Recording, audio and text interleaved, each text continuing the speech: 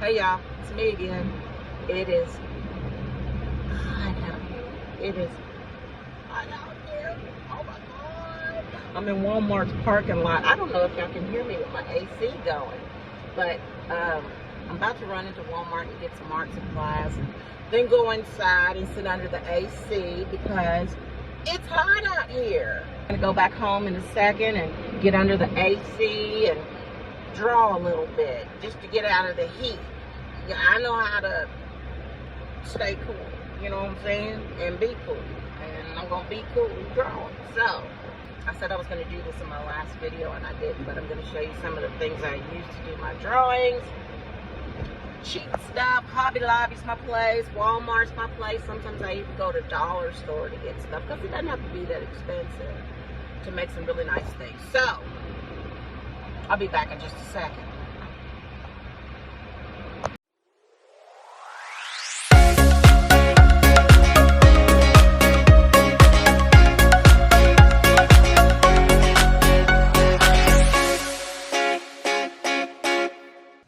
Okay, let me show you some of the materials that I use for my drawings. I'm going to start with pencils and blending tools, and then I'll show you the paper that I really like. First of all, you're going to want to have a number of pencils. I have tons of different grades of pencils, graphite pencils, charcoal pencils, but you don't need a whole bunch, especially when you're just getting started. You do want to have a number 2 pencil, which is just like your grade school number 2 pencil. It's also called an HB pencil. And that's when you start building up your layers of graphite on your paper. And then as you go darker, you can go to a darker pencil, a softer graphite. This is a 4B, which is just that, and it creates darker values. Behaves just like a number 2 pencil, just darker. Then my favorite charcoal pencil is a number 4. There are different grades of charcoal pencil. For example, a 2B charcoal pencil, the tip is a little harder and it puts down marks that are pretty precise. Again, this is a 4. So a 6B is even softer than this one, and it puts down a layer of charcoal that's real soft and dark. I like the 4B because it's a happy medium and I can play around with it once I put it down.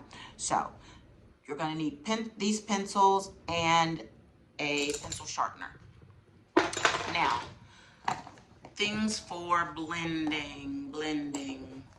These are paper stumps, different sizes. They're very, very cheap. You can get them for $5 for a pack of them. And you use these sort of like a pencil, and they're just paper that's just been, wrapped around itself, and you can blend charcoal and graphite with them. Different sizes again. Here's a smaller one for more details. This is called a tortilla, which means that, well, I don't know if it means that, but it usually has a tip at only one point, one end, and you can really get some really nice details and precision with blending in corners or whatever and pushing charcoal into paper. Then I like to use soft makeup brushes, a larger one for larger areas, and this small flat one for more precise small areas. And I'll show you how to use those, but just showing you basically what I like to use. Oops, there goes my eraser. Okay, then you have your erasers. This is just a pencil eraser, which is just that. It's an eraser that is encased in wood, just like a pencil is. You can even sharpen it to get a nice point where you can do really precise erasures, removing graphite and charcoal. This is a kneaded eraser. They come in little flat squares or rectangles. You take it out of the package, you use it, and then it gets dirty with charcoal or graphite when you lift it up off the paper. So you just do what it says. You knead it or squish it. Should be called a squishy eraser. And when you do that, you fold the dirty part inside and expose a clean area that you can use to pick up graphite or charcoal.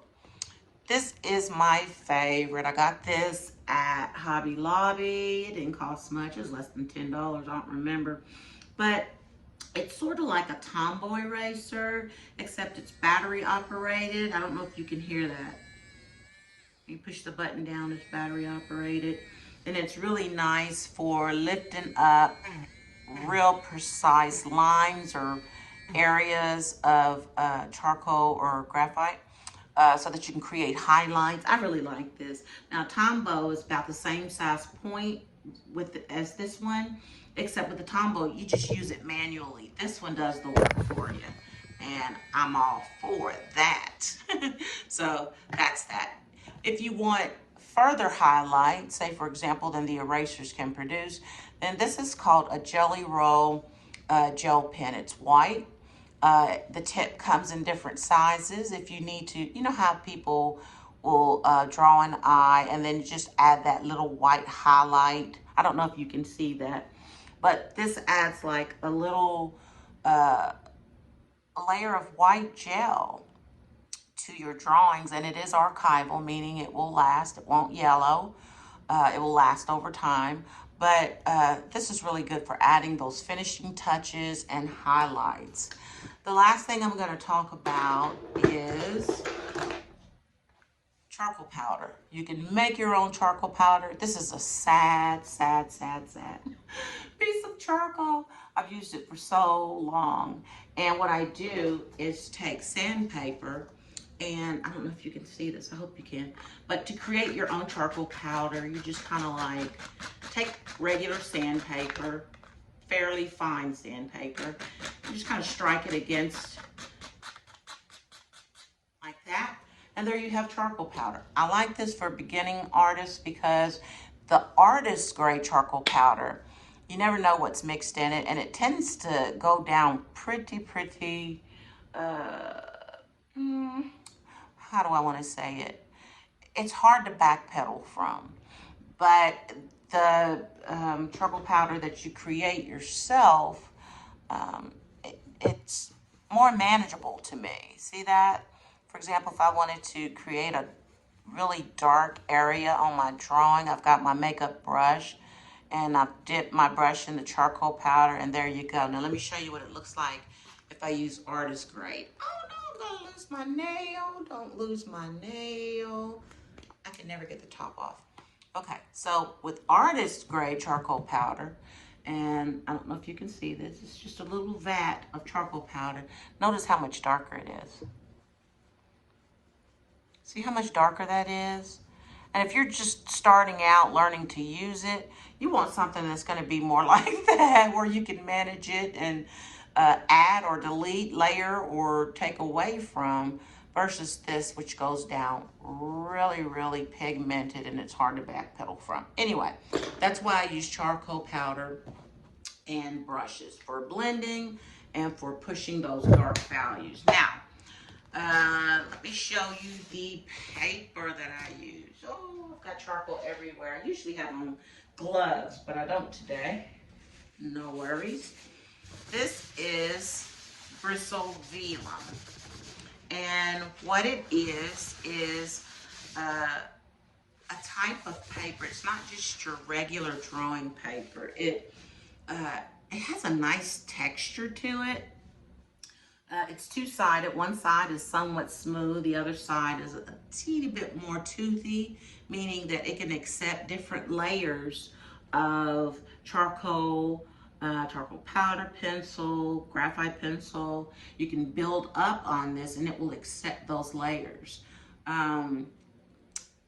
I usually use 17 by 14 inch because my drawings are, you know, kind of medium to large, and this is kind of a mid size for me as far as size goes. But this one is Master's Touch from Hobby Lobby. You can get Strathmore and some of your other art, like Michael's, Blick Arts, you know, just different art suppliers. But bristle is what it's going to be called, and I like vellum, V-E-L-L-U-M. If this video was helpful, don't forget to like, comment, and subscribe. See you next time.